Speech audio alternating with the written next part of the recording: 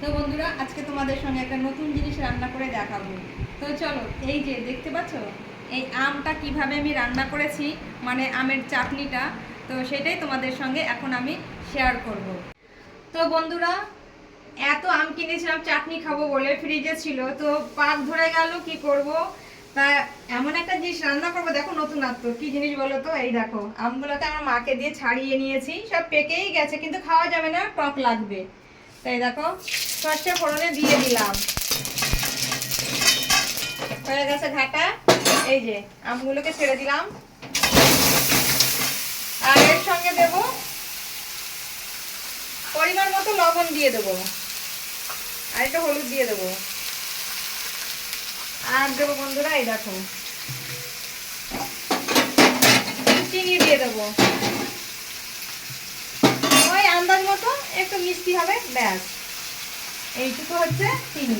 তা এইটা 5 মিনিট ঢেকে দিয়েছিলাম, দেখো চিনিটা গলেছে।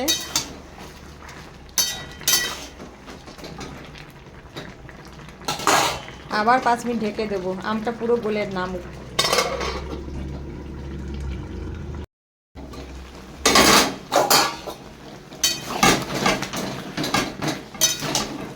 বেশ আঠা আঠা হয়ে এসছে বন্ধুরা। এবার ঢাকান খুলে দেখবো, আর মাঝখানে অনেকবারই ঢাকান খুলে একটু নেড়ে চেড়ে দিয়ে গেছি, কেননা তলা ধরে যাবে তো কড়াই। এই দেখো, এই দেখো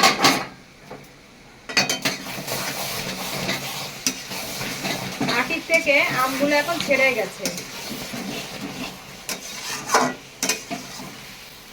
এবার আমি আমটাকে নামিয়ে নেব।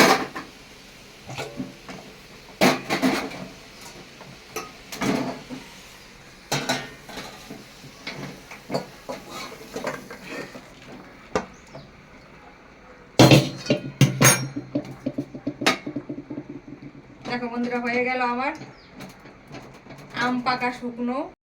তো বন্ধুরা, তৈরি হয়ে গেছে আমার এক পাকা আমের চাটনি। এই দেখো, পুরো একদম আম সত্ত্বের অর্ধেকটা, আর একটু নিই।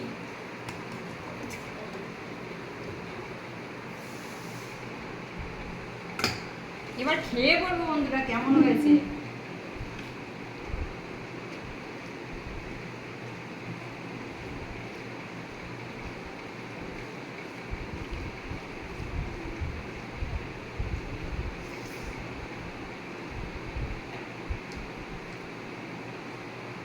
তোমাদেরকে কি বলবো বন্ধুরা,